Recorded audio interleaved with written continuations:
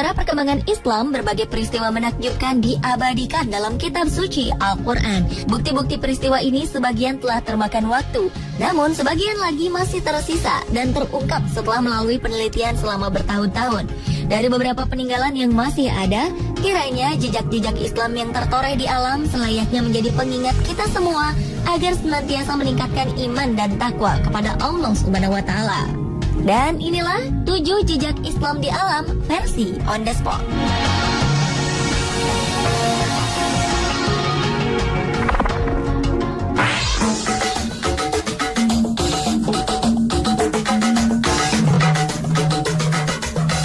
Zam-Zam. Sebagian besar umat muslim pasti tahu tentang mata air abadi ini. Zam-Zam merupakan sumur mata air yang terletak di kawasan Masjidil Haram sebelah tenggara Ka'bah. Mata air ini memiliki kedalaman 42 meter. Menurut riwayat, mata air Zam-Zam ditemukan pertama kali oleh Siti Hajar, istri Nabi Ibrahim alaihissalam, setelah berlari di antara Bukit Syofa dan Bukit Marwah atas petunjuk malaikat Jibril.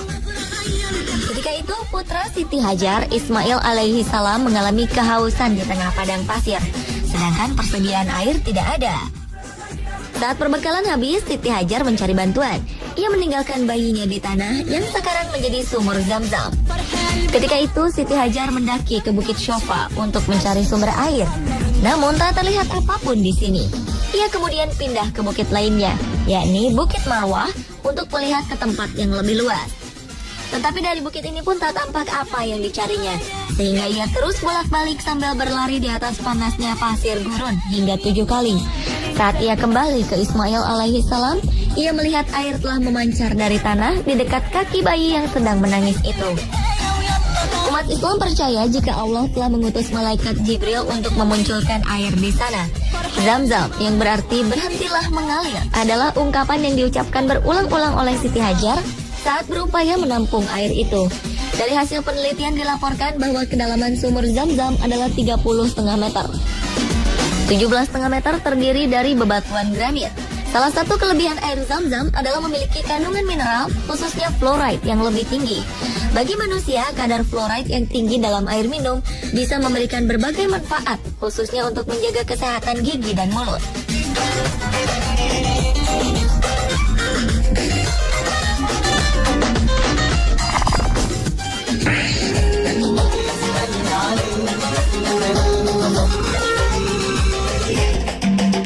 Selanjutnya adalah Gua Sur.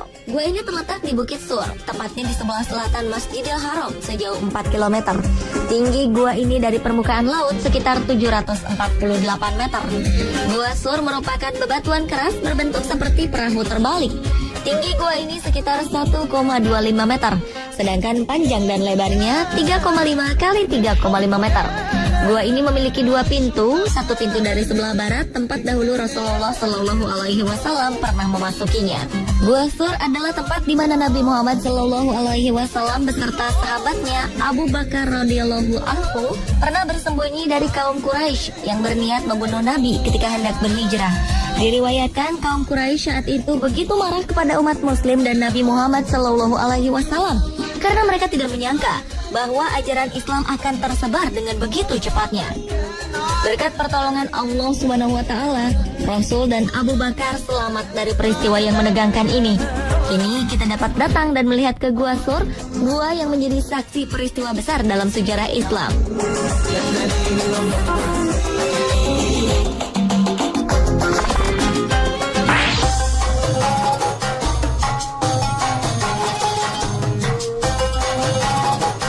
Cerita tentang Bahtera Nabi Nuh menjadi perbincangan di kalangan awam, arkeolog, dan sejarawan dunia.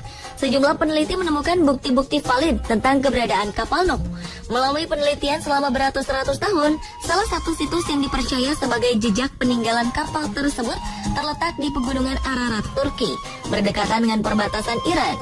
Diperkirakan, ukuran perahu itu memiliki luas 2.300 meter dengan panjang sekitar 152 meter, lebar 25 meter, dan tinggi 15 meter. Para peneliti ini pun berhasil masuk ke dalam bahtera ini dan mengambil foto dari beberapa spesimen. Spesimen yang mereka ambil berusia 4.800 tahun dan sangat cocok dengan apa yang digambarkan dalam sejarah. Dikisahkan dalam Al-Quran, Nabi telah berdakwah selama puluhan tahun. tetapi umatnya tidak mau mengikuti ajarannya dan tetap menyembah berhala. Allah kemudian memerintahkan Nuh untuk membuat bahtera. Melalui wahyunya, Allah membimbing Nuh membuat bahtera yang kuat untuk menghadapi serangan topan dan banjir. Bahtera Nuh dianggap merupakan alat angkutan laut pertama di dunia.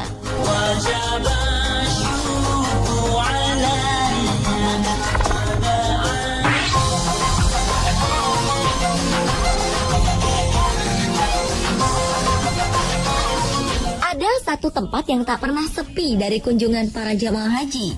Tempat ini bernama Jabal Rahmah, satu gunung yang disebut-sebut punya kisah pertemuan Adam dan Hawa. Bahkan terdapat monumen yang menandakan romantisme keduanya. Jabal Rahmah berada di tepi Arafah, suatu kawasan di bagian timur di luar kota Mekah. Rahmah memiliki arti kasih sayang. Nama ini diambil dari suatu kisah yang diyakini oleh umat muslim, yaitu pertemuan antara Adam dan Hawa. Ketika Adam dan Hawa diturunkan ke bumi oleh Allah Subhanahu wa Ta'ala, mereka terpisah. Hingga akhirnya kedua manusia pertama di muka bumi ini bertemu di Jabal Rahmah. Untuk pengenangnya, di atas Jabal Rahmah terdapat suatu tugu persegi 4 yang terbuat dari beton dengan lebar 1,8 meter dan tinggi 8 meter. Masyarakat setempat percaya lokasi bertemunya Adam dan Hawa persis di titik tugu ini.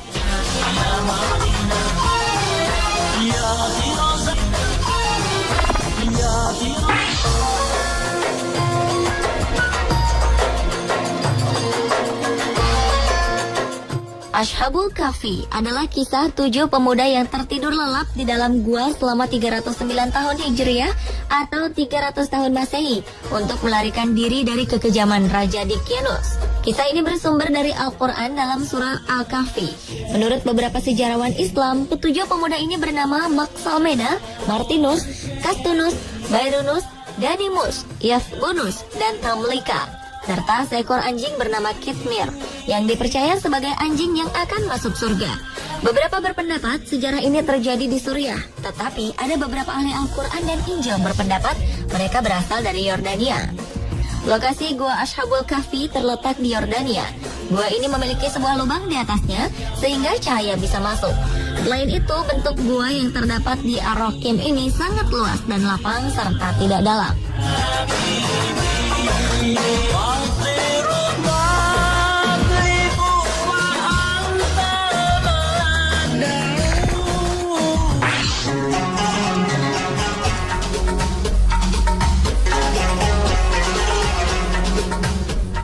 Pada akhir 1988, seorang arkeolog bernama Ron Wyatt menyatakan bahwa dirinya telah menemukan beberapa bangkai roda kereta tempur kuno di dasar Laut Merah. Menurutnya, ini adalah bangkai kereta tempur Fir'aun yang tenggelam di lautan ketika mengejar Nabi Musa alaihi salam dan pengikutnya. Selain menemukan beberapa bangkai roda kereta, Wyatt bersama timnya juga menemukan beberapa tulang manusia dan tulang kuda di tempat yang sama. Lokasi penyeberangan diperkirakan berada di Teluk Aqaba di Nuweiba. Kedalaman maksimum perairan di sekitar lokasi penyeberangan adalah 800 meter di sisi ke arah Mesir dan 900 meter di sisi ke arah Arab. Sementara itu di sisi utara dan selatan lintasan penyeberangan, kedalamannya mencapai 1.500 meter. Menurut kitab suci Islam maupun Kristen, Nabi Musa alaihi salam memimpin umat Yahudi keluar dari Mesir atas kejaran Fir'aun pada 3.000 tahun lalu. Saat itu Nabi Musa alaihi salam membelah Laut Merah untuk dapat dilintasi oleh rombongan Musa sebelum menutup kembali dan menenggelamkan bala tentara Fir'aun.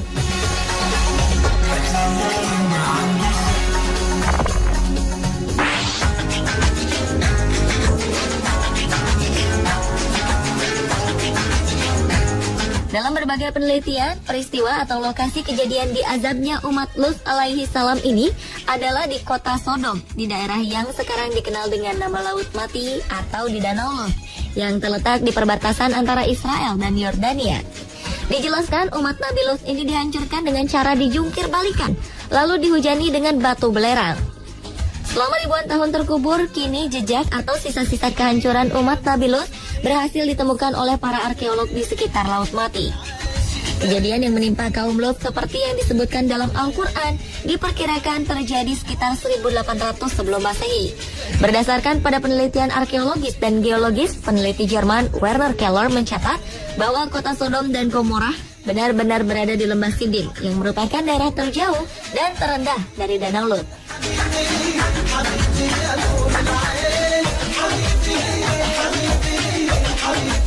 Pemirsa, itulah 7 jejak Islam di alam versi on the spot. Semoga segala tanda kebesaran Tuhan ini bisa meningkatkan keimanan dan ketakwaan kita kepada Allah Subhanahu wa Ta'ala.